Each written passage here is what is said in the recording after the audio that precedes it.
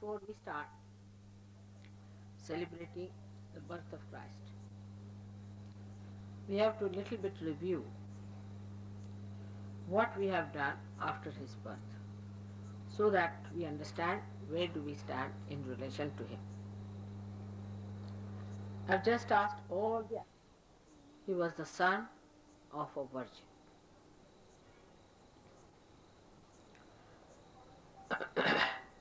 So that even the slightest blot on his name should not be created,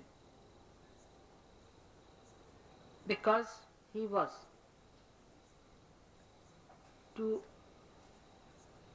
do the greatest job of creating for us Agya awareness, which would help us to suck in all our sins, all our conditionings, and all our ego. And this great personality was created for such a great work within ourselves. For us, divine laws are binding because we know that's the only way one can rise. It is not compulsory, but voluntary acceptance that we have to rise, that we have to be all right. There are no conditionings in Sahaja Yoga, but this is how we improve, this is how we go further. So we accept the situation and we move forward with it. That's why realization should give you that strength to fight anti-Christ activities within your mind. You have to face yourself is the point I'm saying. Not only that you have to face yourself, but you have to face the so-called society that is around. And see for yourself that these conditionings and these antichrist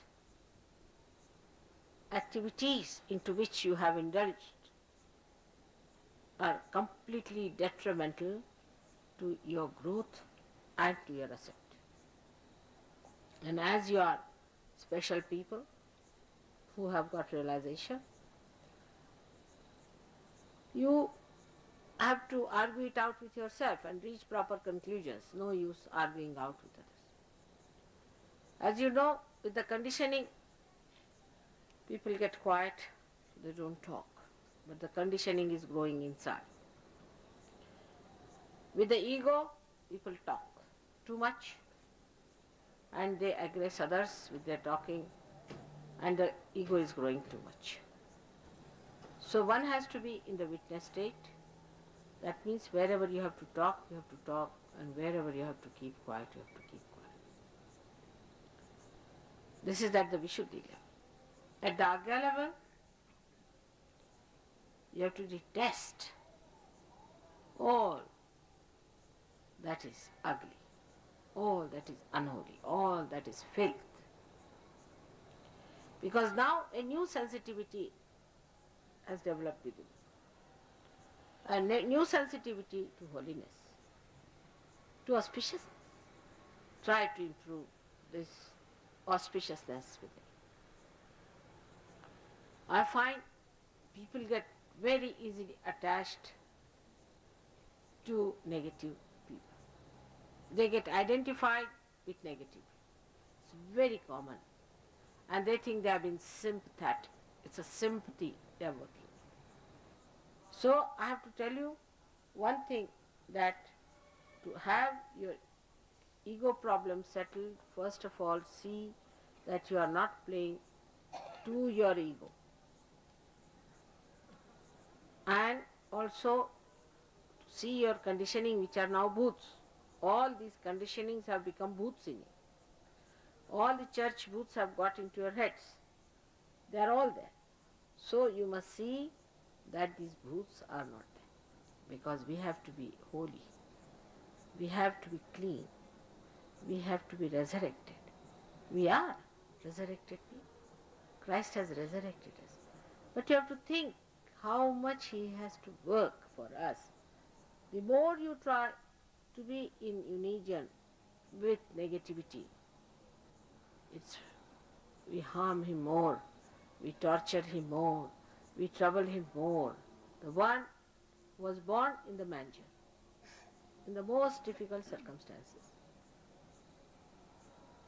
where everybody requires comfort,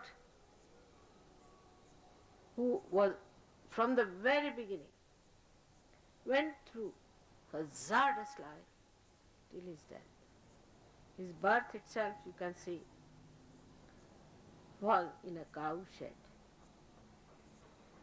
None of you are born in a cow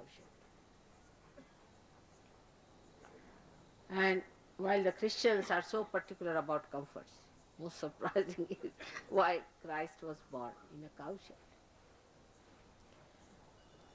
In a very, very cold night, Christ was born. Nothing much to cover. Sparkling beauty it was. Now, we have to keep Him within ourselves, comfortable. We are not going to give Him that manger in our Agya, manger of thoughts and a crown of thoughts. That we are not going to give. We are going to make Him comfortable by not accepting negativity as a sympathy.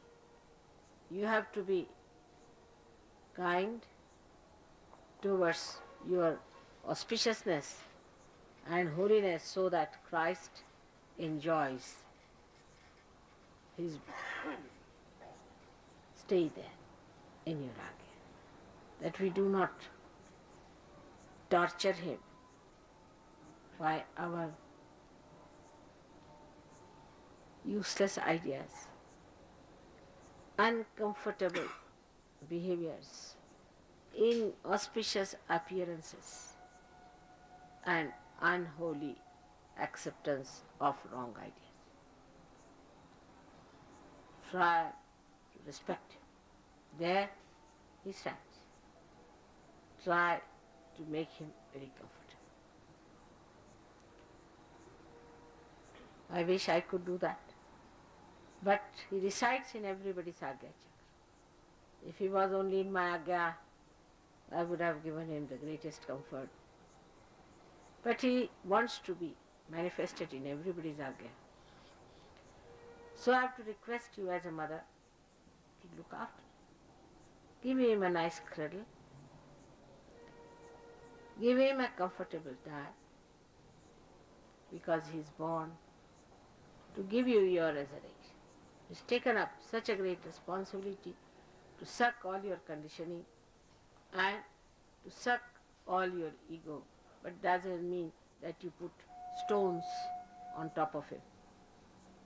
Today is a great day of holiness. Let us celebrate the birth of Christ in our Agya Chakra.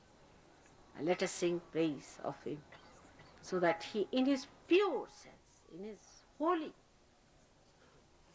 body, He should be there. And in purity you respect Him. Absolute in purity, because He is purity.